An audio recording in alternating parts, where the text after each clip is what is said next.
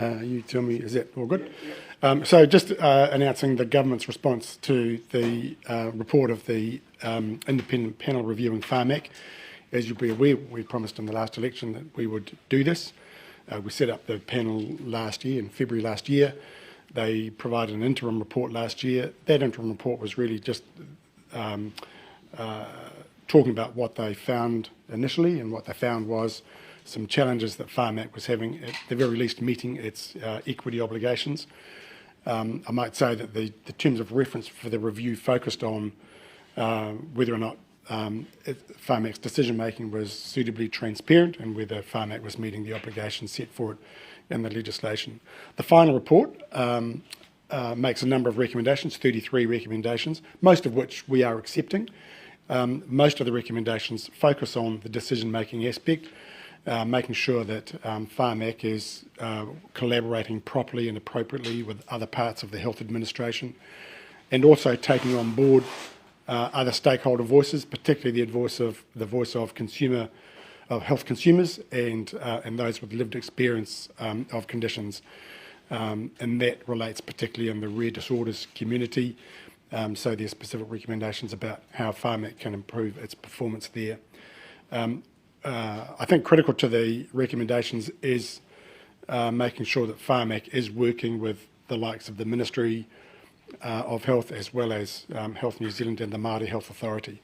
If I were to characterise, I think, the recommendations and where they're getting to, it is that the days of the independent Republic of Pharmac are over. Pharmac is part of our health administration and needs to be working appropriately with the rest of the health administration. In relation to some more specific aspects, there was a recommendation about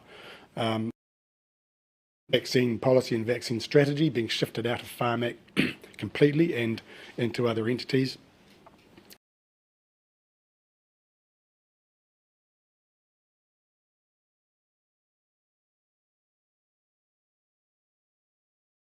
It's out of Pharmac.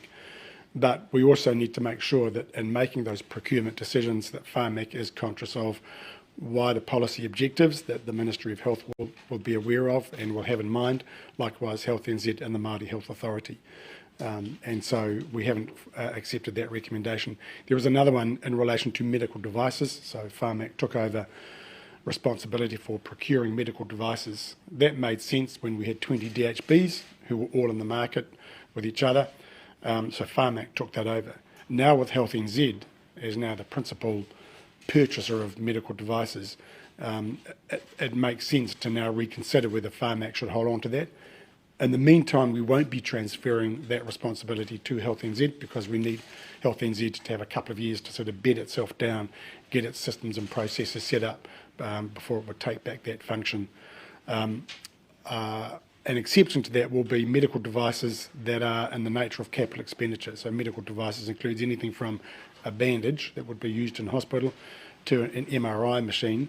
Given that Health NZ, like the DHBs, are making long-term decisions on those big capital purchases, that I would expect that responsibility to transfer to Health NZ sooner rather than later. But apart from that, the government has broadly accepted the recommendations of the review panel. So look, I'll conclude my remarks there. Take your questions. This report's fairly damning of the way that Pharmac makes its decisions. Do you still have confidence in the board and the senior leadership of Pharmac? Yes, I do. The interim report made it pretty clear that their equity performance was pretty poor, even though they had aspired to improve that. And I think this report makes it clear that in the way they make decisions on particular pharmaceuticals for particular treatments, especially around cancer, knowing that there are some cancers that where there is a higher incidence in Māori, lung cancer is one of them, the way they made their decisions didn't really take that into account. And so that's what needs to change. They can do that with better integration into the rest of the health administration and taking on board other voices. The Māori Health Authority will now have a critical role to play in making sure that there are more equitable decisions on pharmaceutical procurement by Pharmac. Can we just any head's role though? Will any head's role from the board or senior leadership? Because there's some lines in that report that are seriously smashing the decision making by Pharmac. I think the report is critical of Pharmac and its inability or failure to to meet the equitable performance obligations that they themselves place themselves under and that we expect of them. But I don't think anybody is saying that there's been wholesale failure by Pharmac or its board or its management leadership. So it's not a question about heads rolling. It's about Pharmac 30 years into its life readjusting to, I think, a different set of expectations. If I could put it this way, look, we wanted Pharmac to really hone up its skills on procurement, get the best deals possible. I think 30 years on, that's translated into the only strategy for good health outcomes is getting the cheapest possible drugs. Getting the cheapest possible drugs isn't the only health strategy. Getting good spending decisions, bearing in mind a bunch of other objectives such as good coverage, dealing with all strains of a particular disease or infection, those things are equally as important. So it's about tweaking the way Pharmac operates so that we do genuinely get the best outcomes, including better equity. And what responsibility do you take as the Minister responsible? Well, I take responsibility for setting up the review, as we had promised to do, backing the review panel, seeing it through, and now seeing through these recommendations. Minister, can I just get clarity on these 33 recommendations? Only the two you've mentioned that haven't been accepted, or how many were accepted by the government? There are some where we've accepted some recommendations we've accepted most of, but not all of, and then there's some that we haven't accepted. So the two I particularly talked about where we haven't accepted. But the others we've largely accepted. We might modify or moderate the way we implement them. But in terms of, to the extent that the review panel was saying, there needs to be improvement in decision making, better integration with Pharmac and its decision making with other parts of the health administration, involving more voices, particularly in for the rare disorders community. Pharmac has a rare disorders committee, but it doesn't meet very often and it doesn't involve those with lived experience. That needs to change. But actually, a strategy for rare disorders needs to be developed, and that actually is the Ministry's responsibility. So the recommendation is that the Ministry takes responsibility for that and involves Pharmac in that. So we will fundamentally change the way we approach rare disorders. Just for our viewers, can we just get clarity then that, even though it might not be in the exact way that's being recommended, 31 recommendations have been accepted, but some change to come through the health sector changes as well? Yes, I think that's a fair characterisation. Yep. Listen, this is a huge chunk of work on top of health reforms and things like that. So how long do you see this taking, and do we actually have the capacity to do it? A lot of this is about Pharmac changing the way it does stuff. So the capacity and capability is there. The reform process is about getting Health NZ set up, and we're substantially the way through that, subject to the legislation passing, and the Māori Health Authority. They're well in train in terms of getting ready to go, and revamping the ministry. So we've probably got for those bodies, the Ministry, Health NZ and the Māori Health Authority, there'll be a 2-year sort of transition period as they establish and bed down. All the while, that's the time that actually Pharmac can be adapting the way it's operating, and those relationships that we need to be enduring and long-term can be established over that time and change the way Pharmac operates. So I'm confident we will do that. So sort of 2 years till we'll see an impact for consumers? Oh, I think it'll be earlier than that when it comes to Pharmac. Pharmac is there already, it's established. Its big challenge is to change some of its approaches and perhaps some of its attitudes, which it will be able to do, I think, with the strong advocacy that I think they will see from the Māori Health Authority and Health NZ, and a ministry with its new public health agency with a very strong focus on kind of broader public health needs. So all the elements are there, I think, to provide a much better working environment for Pharmac to make its decisions in. Minister, the final report says that even as a minister-appointed inquiry, we sometimes struggle to get the information we needed from Pharmac. They were redacting documents. What does that say to you about the culture of Pharmac, and how confident are you that the people conducting this report actually got all the information they needed to get? Yeah, well, I'm confident, having met with Sue Chapman, the chair of the panel, that they did get the information they needed to make the recommendations that they did. And I think one of the recommendations is for Pharmac to work more closely with the likes of the ministry, bearing in mind that they're kind of commercially sensitive issues they've raised, and you'd expect a procurement agency to have that, but they can do better in sharing information that doesn't compromise those commercial obligations, and that recommendation is there. We've accepted that recommendation. We expect that to happen. There's got to be good sharing of information, and as the ministry and the new entities take a greater role in shaping up immunisation strategies, vaccine strategies, medicine strategies, then Pharmac is going to need to work closely with them and share appropriate information. But how do you change that culture? I mean, do the officials need training? How are you going to change that culture to ensure that transparency becomes more of a way of life and a way of operating for Pharmac? Well, the devices I as minister have is through letters of expectation. Pharmac operates sort of independently of ministers on procurement decisions, but on the way they operate and their relationships with other entities, actually I can direct them about the way they go about their business, engaging with the ministry, engaging with the other entities, and I'll be making sure that they get very clear instruction about that. What will happen if they don't follow through with your instructions? Well, the other lever I've got to pull is board membership, and as we've seen in the DHB sector, when boards don't perform and organisations don't perform, that's a lever that ministers use. Has Pharmac let a Māori and Pacific people down? I think it's pretty clear from both the interim report and this that their decision making has not led to equitable health outcomes. And the classic is in that cancer space. Māori are more likely to die of cancer than pretty much any other population group in New Zealand. And so therefore decisions about cancer treatment, decisions about cancer diagnosis are important, which is why in this year's budget we made the decision about extending the age of entry to bowel screening to Māori and Pacific. But actually cancer treatments too, when Pharmac is making decisions about available cancer treatments, they've got to be thinking about the population to whom that will apply.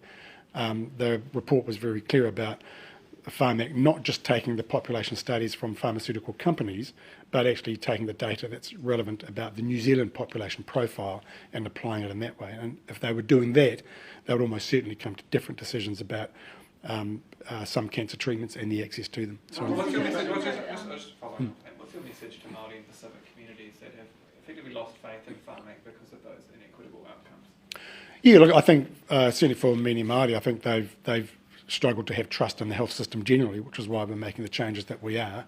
But what they can expect from this report and this government's decisions in relation to it is much better decision making that takes account of their needs and therefore improves their access to treatments. So how satisfied will Māori be with the recommendations and the recommendations that government will enact? Well, that'll be a matter for Māori to judge. Yeah, well, so what critical role will the Māori Health Authority play going forward?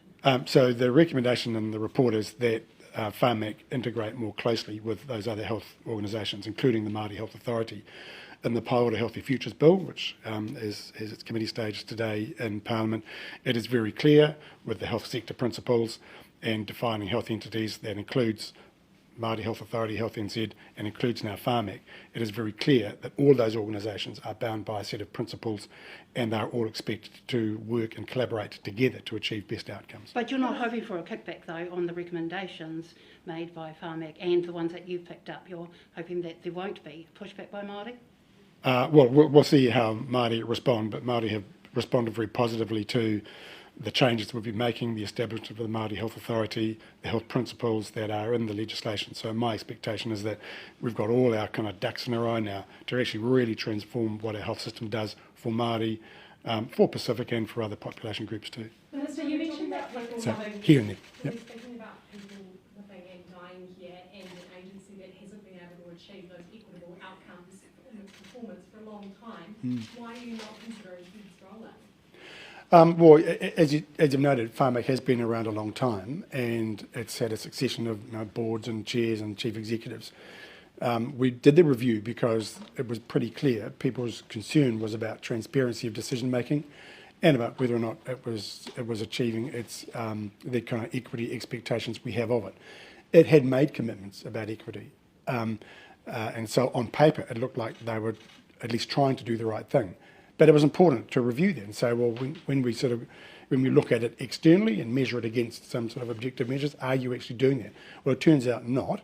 I don't think there was anything deliberate or malicious on the part of Pharmac in not achieving that. But the report has made it very clear that the way they make decisions has not had equity principles at the forefront. We've now got the basis of a report and a framework for them to do that.